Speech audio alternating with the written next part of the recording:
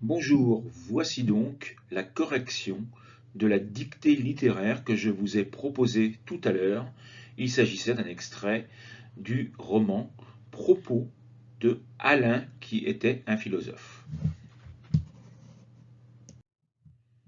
Alors Alain s'appelait, en fait, il s'agissait d'un pseudonyme, Émile Auguste Chartier. Et très souvent, au cours de sa carrière, il a utilisé des pseudonymes pour écrire. Donc, il est né en 1868, il est mort en 1951, donc à 83 ans. Il était philosophe, journaliste, essayiste et il a été professeur de philosophie français. Il a utilisé, je vous l'ai dit, plusieurs pseudonymes, notamment Criton, Chartier, qui était son vrai nom en fait, et Alain. Il a participé à la Première Guerre mondiale, même s'il a lutté pour le pacifisme. Il a été gravement blessé au cours de cette Première Guerre mondiale. Il a été démobilisé en 1917. Il a également publié en 1921 un célèbre pamphlet contre la guerre qui s'appelait Mars ou la guerre jugée. Il a, à la fin des années 1930, rejoint le Parti radical et il s'est engagé dans la lutte contre la montée du fascisme. En 1936, il a fait une attaque cérébrale et il a fini, jusqu'à la fin de sa vie, il a fini en fauteuil roulant.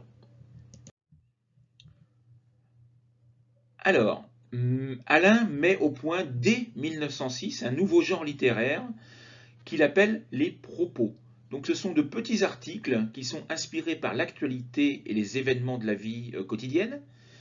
Et il utilise pour ces petits articles des formules extrêmement frappantes, un style très très concis qui couvre presque tous les domaines de l'actualité. Et cette forme a été très très appréciée du public et de nombreux propos sont parus, notamment dans la revue Libre Propos, fondée par un de ses disciples, Michel Alexandre. Il s'inspire d'autres philosophes comme Platon, Descartes, Kant ou Auguste Comte. Mais il se réclame surtout d'un ancien professeur qu'il a eu quand il était plus jeune, qui s'appelait Jules Lagneau, son premier professeur de philosophie. Et pendant toute sa vie, il s'est référé à ce professeur qu'il a adoré, qu'il a vénéré. Et je vous ai mis ici une des phrases qu'il a dites sur son professeur. Donc c'est le seul grand homme que j'ai jamais connu et dont la rencontre donc fut parmi les attributs de Dieu, il avait la majesté, ses yeux perçants traversaient nos cœurs et nous nous sentions indignes. L'admiration allait d'abord à ce caractère évidemment inflexible, inattentif aux flatteries, aux précautions, aux intrigues, comme si la justice lui était due. Donc il était vraiment, il avait un, comment pourrait-on dire, il était vraiment en adoration devant son professeur de philosophie. Voyons maintenant le texte complet de cette dictée. Donc vous voyez qu'il y a des mots qui sont surlignés de plusieurs couleurs. Nous reviendrons sur chacun de ces points grammaticaux ou lexicaux après la dictée, après la lecture du texte. Dès qu'un homme cherche le bonheur, il est condamné à ne pas le trouver. Il n'y a point de mystère là-dedans. Le bonheur n'est pas comme cet objet en vitrine que vous pouvez choisir, payer, emporter. Si vous l'avez bien regardé, il sera bleu ou rouge chez vous comme dans la vitrine.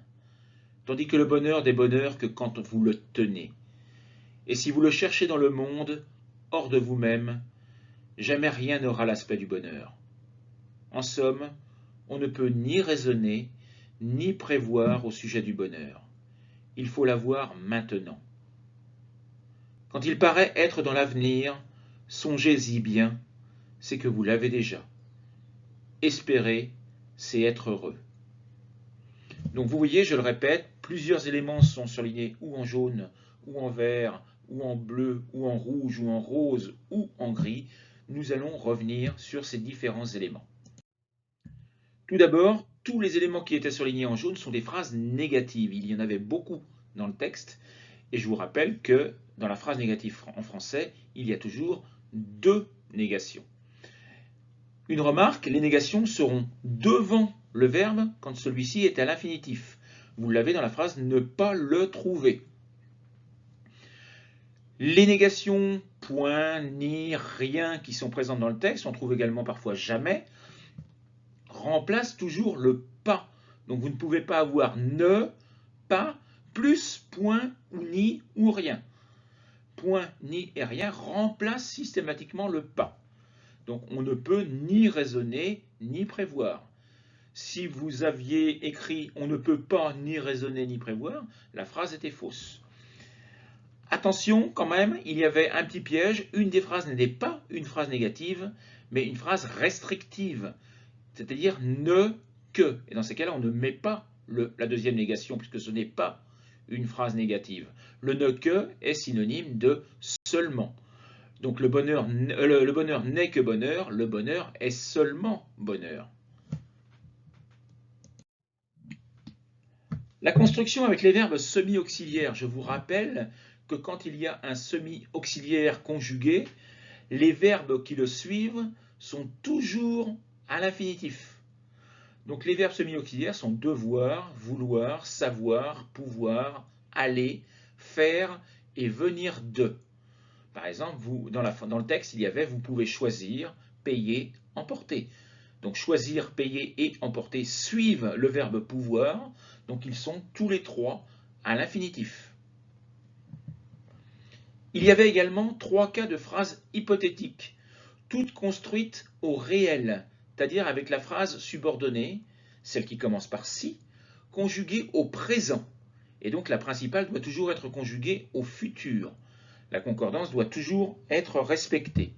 La phrase, une des phrases était « si vous le cherchez, rien n'aura l'aspect du bonheur ». Donc si plus présent et dans la principale futur.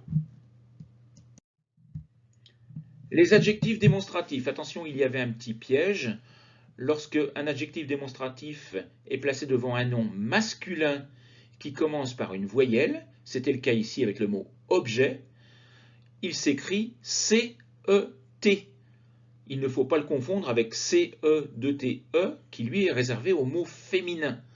Donc attention, un mot masculin qui commence par une consonne, c'est C-E. S'il commence par une voyelle, c'est C-E-T. Et s'il s'agit d'un mot féminin, c'est C-E-2-T-E. Et je vous rappelle que le pluriel est C-E-S, que le mot soit masculin ou féminin. Il y avait le son OR. Attention, il ne s'agissait ni du métal ni de la conjonction, mais de OR, H-O-R-S, qui est synonyme de à l'extérieur. Et enfin, dernière remarque sur le pronom I, avec les verbes suivis de la préposition à. Donc lorsque l'on remplace les compléments d'un verbe accompagné de la préposition à, le pronom correspondant sera toujours I.